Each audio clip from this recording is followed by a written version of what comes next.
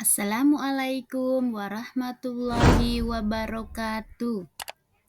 Perkenalkan, saya Ibu Fasika dari SDN 1 Losarilor. Kali ini saya akan membawakan harmoni dalam ekosistem bab 2 di pelajaran IPAS kelas 5.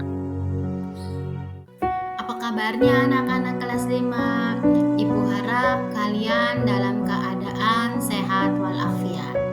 Tujuan pembelajaran hari ini yaitu menganalisis hubungan antar makhluk hidup pada suatu ekosistem pada bentuk jaring-jaring makanan. Sebenarnya ini sudah disinggung di pertemuan kemarin ya, bahwa akan dipelajari tentang jaring-jaring makanan. Kalian pasti sudah tahu ya, bagaimana makhluk hidup mendapat makanan dalam sebuah ekosistem. Ya, di sini ada burung, ada kupu-kupu, nanti juga ada di lautan, ada di darat, semuanya itu bagaimana mendapatkan makanannya di dalam suatu ekosistem tersebut. Nah, anak-anak kelas 5, ekosistem itu adalah suatu sistem yang terbentuk dari hubungan timbal balik antara makhluk hidup dengan lingkungannya. Kemudian, apa itu rantai makanan anak-anak kelas 5? Ayo, siapa yang tahu? Jadi, yang namanya rantai makanan itu adalah hubungan makan dan dimakan dalam sebuah ekosistem dalam upaya untuk mendapatkan energi. Jadi kalau kita kuat itu kita membutuhkan energi, otomatis energi itu didapat dari makanan. Jadi rantai makanan menghubungkan makan dan dimakan dalam sebuah ekosistem dalam upaya untuk mendapatkan energi ya. Nah, anak-anak siapa yang tahu apa peran makhluk hidup dalam rantai makanan? Jadi dalam peran makhluk hidup dalam rantai makanan itu ada 3. Yang pertama ada produsen, kemudian ada konsumen, kemudian ada dekomposer.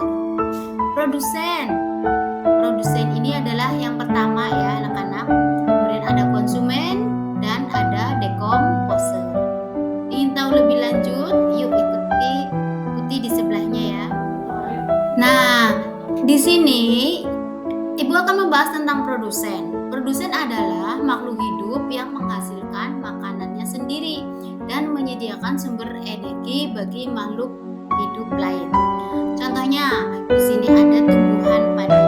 Ya, tumbuhan padi ini dianggap sebagai produsen. Jadi dia bisa menghasilkan makanannya sendiri ya. Namanya produsen, bisa menghasilkan makanannya sendiri dan menyediakan sumber energi bagi makhluk hidup lain ya.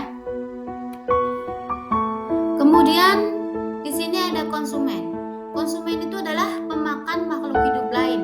Konsumen terdiri dari ada herbivora, ada karnivora dan omnivora. Kalau yang namanya herbivora itu adalah hewan atau makhluk hidup yang memakan tumbuhan. Itu namanya herbivora. Makhluk hidup yang memakan tumbuhan namanya herbivora. Kemudian ada makhluk hidup karnivora. Karnivora adalah pemakan hewan. Jadi pemakan hewan saja. Ya. Kalau omnivora, sedangkan omnivora adalah pemakan segalanya. Contoh pemakan herbivora yaitu ada ayam. Ayam makannya rumput. Ya. Kambing makannya rumput. Kalau karnivora contohnya yaitu harimau.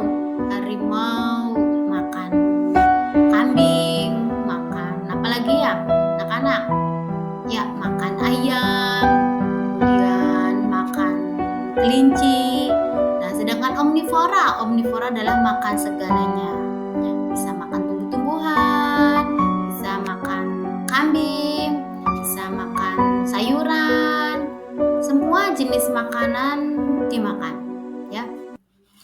apa? Ada seperti manusia. Manusia juga omnivora ya anak-anak karena semuanya serba dimakan ya.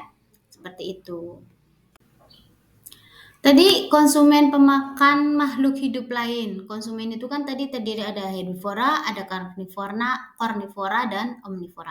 Nah, makhluk hidup pemakan tumbuhan itu disebut konsumen tingkat 1. Jadi makhluk hidup yang memakan tumbuhan itu namanya konsumen tingkat 1. Jadi yang pertamanya tuh yang makan tumbuhan itu namanya konsumen tingkat 1. Sedangkan yang pertama tadi namanya kan produsen ya anak-anak, tadi yang sebelah di slide sebelumnya itu namanya produsen. Kemudian yang memakan produsen yang pertama ya itu namanya konsumen tingkat 1 ya. Anak-anak diingat ya. Anak-anak kelas 5 masih semangat ya. Di sini ada pengurai dan atau dekomposer, yaitu organisme yang memakan organisme mati dan produk-produk limbah dari organisme lain. Itu menguraikan sisa makhluk hidup menjadi nutrisi dalam tanah. Jadi si dekomposer ini adalah yang menguraikan. Jadi memakan organisme mati dan produk-produk limbah dari organisme lain, menguraikan sisa makhluk hidup menjadi nutrisi dalam tanah. Nah, kalau digambarkan dalam rantai makanan itu akan seperti ini. Yang pertama, ini namanya padi ya anak-anak. Padi ini dinamakan produsen. Kemudian konsumen tingkat 1 yaitu tikus. Ya, ini contoh saja tikus. Kenapa tikus disebut konsumen tingkat 1? Karena tikus itulah yang pertama kali memakan tumbuhan. Ya, yang pertama kali memakan produsen itu namanya konsumen tingkat 1. Kemudian si tikus ini dimakan oleh ular. Nah, si ular ini dinamakan konsumen tingkat 2. Ya, kenapa konsumen tingkat 2? Karena dia memakan tikus. Kemudian tikus itu dimakan oleh elang. Nah, si elang ini namanya konsumen tingkat 3. Ya, pertama tikus, kedua ular, ketiga elang, ya, 3. Kemudian yang terakhir yaitu si elang itu mati, jadilah dekomposer. Ya, dekomposer ini ya. Nanti dekomposer ini menjadi humus ya. Dekomposer itu menjadi humus, nanti dimakan lagi dekomposer itu oleh padi ya. Padinya nanti dimakan tikus, tikusnya nanti dimakan ular, ularnya dimakan elang. Jadi selalu seperti itu. Itu adalah rantai makanan, berputar-putar makanannya. Ada tumbuhan konsumen, ada tumbuhan apa itu namanya produsen ya, maaf ya ini namanya produsen. Kemudian tikus ini sebagai konsumen tingkat 1, ular yang kedua dinamakan konsumen tingkat 2, ada elang itu dinamakan konsumen tingkat 3. Sedangkan dekomposer ya ini adalah pengurai. Pengurai apa? Setelah elang meninggal, elangnya mati, otomatislah jadi dekomposer. Nah, anak-anak kelas 3. Kemudian, apa itu jaring-jaring makanan? Nah, jaring-jaring makanan adalah kumpulan rantai makanan yang saling berhubungan dalam suatu ekosistem, ya.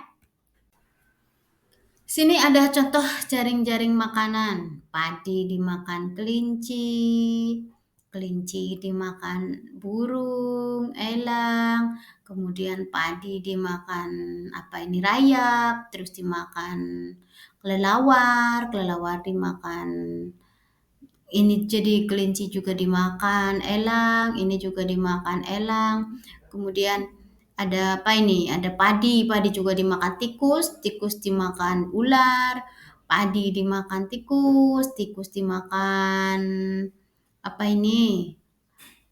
dimakan binatang buas ya, seperti itu.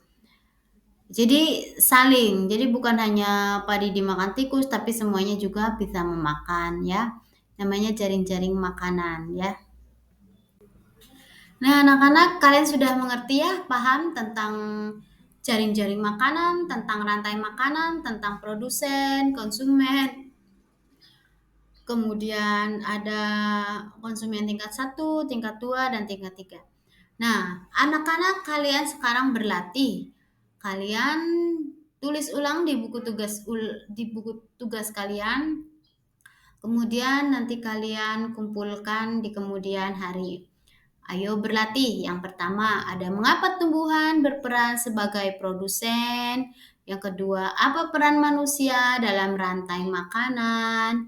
Yang ketiga, apakah hewan bisa memiliki peran yang berbeda dalam satu jaring-jaring makanan. Yang keempat, berdasarkan gambar di samping, siapakah yang berperan dalam konsumen tingkat 3. Gampang ya anak-anak? Pasti kalian semua bisa mengerjakannya. Kenapa? Karena ini semua sudah dipelajari tadi bareng-bareng ya. Terima kasih. Assalamualaikum warahmatullahi wabarakatuh.